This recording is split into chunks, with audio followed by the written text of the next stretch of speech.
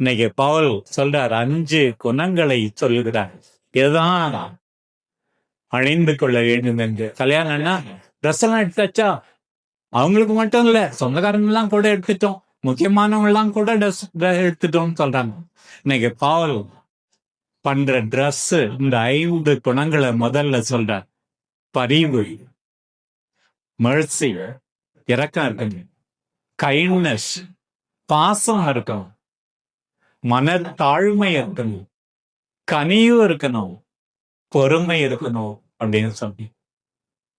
இதுதான் முக்கியம். தொடர்ந்து சொல்லுகிறார், ஒருவரை ஒருவர் பொறுத்து கொள்ளுங்கள். டாலரன்ஸ், ஒருவரை ஒருவர் பொறுத்து கொள்ளுங்கள், ஒருவரை ஒருவர் மன்னியுங்கள், அன்பையே அணிந்து கொள்ளுங்கள், கிறிஸ்து அருளும் அமைதி உங்களில் இருப்பதாக. ஒரே உடலின் உறுப்புகளாய் இருக்க அழைக்கப்படுகிறீர்கள்.